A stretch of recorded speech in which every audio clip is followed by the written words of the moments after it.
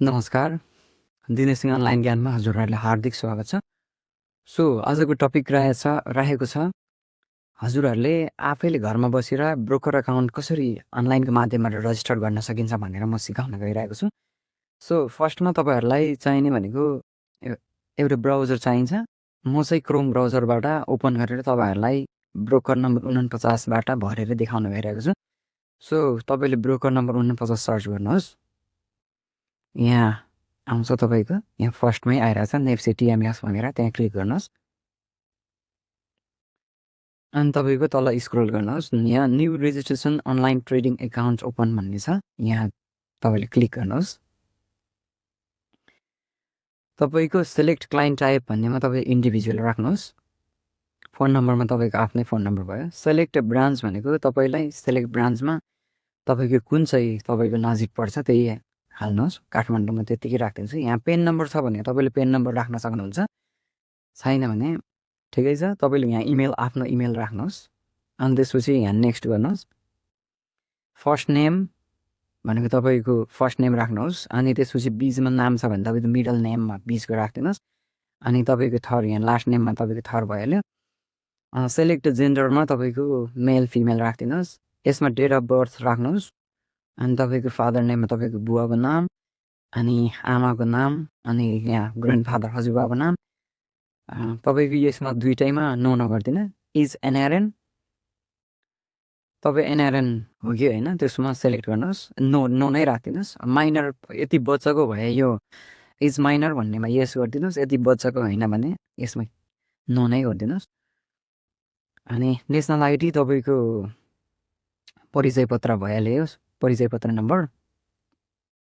अनि त्यसपछि यहाँ सिटिजन नम्बर तपाईँको नागरिकता नम्बर।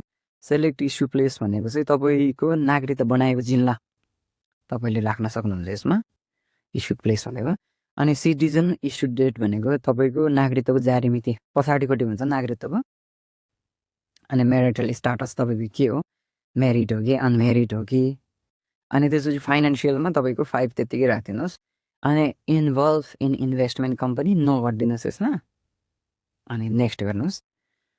त्यसपछि यहाँ कन्ट्री त्यत्तिकै आइहाल्छ नेपाल। अनि स्टेटमा तपाईँको कुन प्रदेश हो, तपाईँ 1 हो कि 2 हो कि प्रदेश नम्बर कति हो त्यत्तिकै म अहिले त्यत्तिकै सेलेक्ट गरेर देखाउँछु। प्रदेश नम्बर 3, 4 तपाईँको कुन हो प्रदेश सेलेक्ट गर्नुहोस्। डिस्ट्रिक्ट तपाईँ कुन जिल्ला हो त्यसलाई सेलेक्ट गर्नुहोस्। म मेरो राखेर देखाइदिन्छु त्यत्तिकै। अनि यसमा वडा नम्बर कति हो तपाईँको, स्ट्रेट तपाईँको टोल भइहाल्यो। अनि सेलेक्ट ब्याङ्क डिटेल्समा तपाईँको कुन ब्याङ्क हो, ग्लोबल आइएमई हो कि कुन हो, तपाईँले यहाँ ब्याङ्कमा सेलेक्ट गर्न सक्नुहुन्छ। सेलेक्ट ब्रान्चमा अब कुन ब्रान्च हो तपाईँको, कलङ्की हो कि, अब तपाईँले त्यत्तिकै राख्न सक्नुहुन्छ यता ब्रान्चमा तपाईँको कुन ब्रान्च हो। अनि सेलेक्ट टाइपमा तपाईँ हाम्रो सेभिङ एकाउन्ट नै हुन्छ। अनि तपाईँको अकाउन्ट नम्बरमा अकाउन्ट नम्बर राख्नुहोस् आफ्नो ब्याङ्कको। अनि नेक्स्ट यो बिओआइडी भनेको चाहिँ तपाईँको डिमेट एकाउन्ट हो। डिमेट एकाउन्ट नम्बरलाई नभए मेरो सेयरबाट कपी गरेर राखिदिन पनि सक्नुहुन्छ। यसलाई नेक्स्ट गरिदिनुहोस्।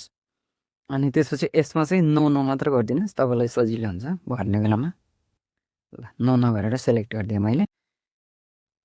अनि सिटिजन सर्टिफिकेट फ्रन्ट यसको लागि चाहिँ तपाईँले क्याम स्क्यानबाट फोटो खिच्न सक्नुहुन्छ। त्यसबाट चाहिँ अलिकति तपाईँ हामीलाई यसमा हाम्रो क्यामेराले खिच्दाखेरि तपाईँको हाम्रो एमबीमा आउँछ, त्यसले खिच्दाखेरि तपाईँ हामी केबीमा आउँछ।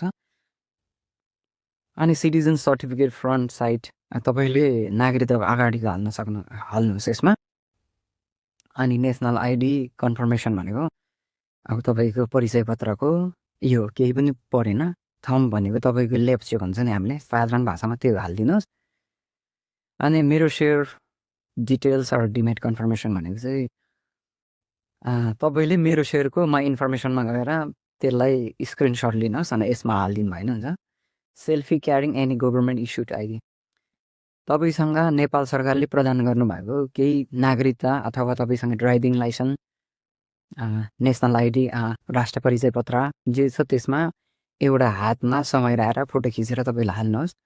Signature on plain white paper, तपाईँले एउटा A4 साइजको पेपरमा तपाईँको आफ्नो सिग्नेचर खिचेर हाल्नुहोस्। Citizen certificate back side. अब यो चाहिँ तपाईँको नागरिकताको पछाडिपट्टिको यो guardian's photo in case of minor वानली, यो चाहिँ बच्चाको केसमा मात्र चाहिन्छ तपाईँलाई।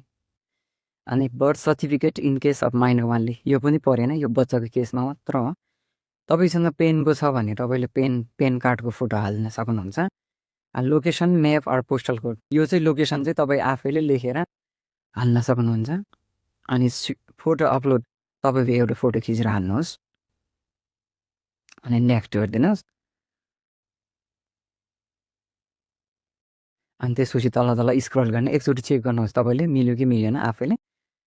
अनि यसरी चेक गरेपछि तपाईँले तल स्क्रल गर्नुहोस्। अनि यहाँ हरियो बटन हरियो देखिरहेछ नि, सबमिट एप्लिकेसन भन्नेमा तपाईँले क्लिक गर्नुहोस्।